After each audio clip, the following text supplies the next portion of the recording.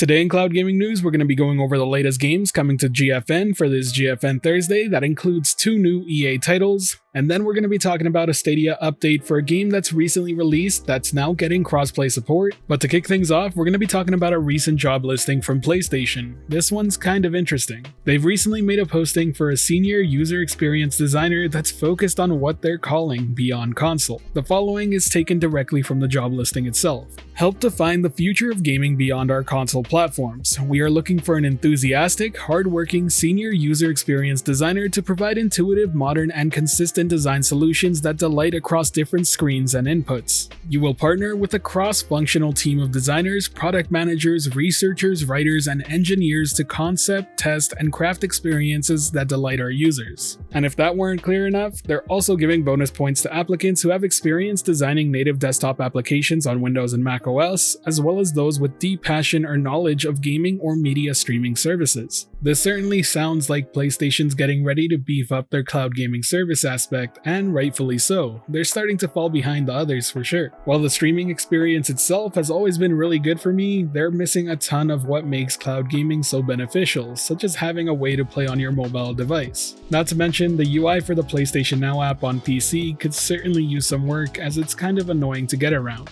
And most important of all is that as of right now, there's no way to stream the newest games coming to PlayStation 5, so everything you're streaming is from PS4 and before it. But at the end of the day, it's good to see that Sony's starting to take the steps towards improving their offering. Cloud gaming is the future of the gaming industry. That's not to say it's going to be the only way to play games, but it's certainly going to become a big part of the way people do. But now let's move to the latest news from GFN Thursday, and it's quite an exciting week with some really great titles. I'll be going over the 10 games arriving this week on GFN, but before I do, I want to highlight 2 of them in particular because they're coming directly from Electronic Arts. It certainly seems like EA and GeForce NOW are certainly working much closer together, as we're starting to see more and more games of theirs slowly come into the service. The first title they're bringing this week is the Mass Effect Legendary Edition. You can now experience the full glorious trilogy in all its glory on the GeForce NOW service. I'll be checking out this title on the service real soon, so stay tuned for that, but I gotta say, if you haven't experienced Mass Effect, this is a fantastic way to do so. The visual bump for this remaster is very noticeable, not to mention if you're looking for a good value for your dollar, you're guaranteed to get dozens and dozens of hours of gameplay out of this collection. This title will be available through Steam and Origin, and I should also note it is a part of the EA Play subscription, so if you want to test it out for $5 for a month, you can do that. The next EA title they're bringing over is also a part of EA Play and available both on Steam and Origin, and that's It Takes Two. This is a really great co-op adventure title that offers both co-op locally and online and is well worth checking out, especially if you have somebody to play with. In fact, it was so good that it won the Game of the Year award for the Game Awards 2021.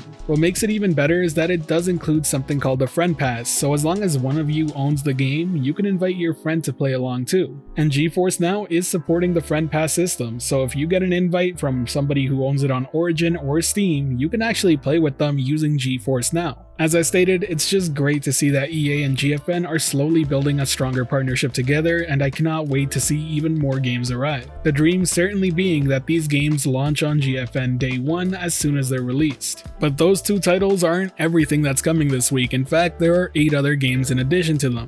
And those games are the following: Pro Cycling Manager 2022, The Cycle Frontier, Tour de France 2022, Core Keeper, Keyway, MechWarrior 5 Mercenaries, No Straight Roads Encore Edition, and Silt. All in all, a really good collection of games. The EA titles definitely bring it up to be a fantastic week, especially with Mass Effect Legendary Edition. I seriously can't wait to hop into that. And with announcements like that, it makes it very easy to look forward to the next GFN Thursday and see what else they got up their sleeves. But now let's move over to the Stadia news, and it revolves around World War Z Aftermath. It's a title that launched into Stadia Pro earlier this year, and it was lacking a pretty key component, and that was crossplay. The Stadia community decided to ask the developers themselves what's up with that, since every other version of the game supported it, and well, they were given the typical answer of not knowing whether or not it was going to be patched in eventually. But today it was announced that crossplay will be arriving on Stadia alongside the Cut and Mend update, and that they're going to have more news on timing as soon as they can.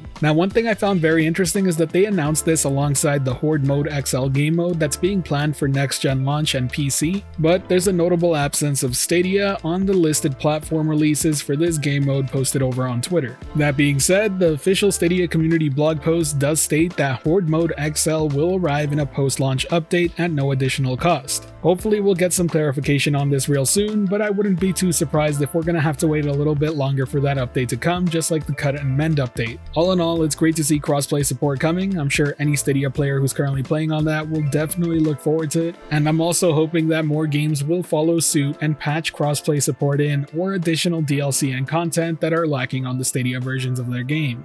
And with that, we'll wrap up all the cloud gaming news of the day. If you enjoyed the video or found it helpful at all, be sure to hit that like button as it really does help the channel out. And if you're wanting more content like this, be sure to subscribe and hit that notification bell as well. As always, I hope you have a great day and thanks for watching. This has been the Virtual Cloud, giving you the latest and greatest on everything cloud gaming related. And until next time, I'll catch you in the clouds.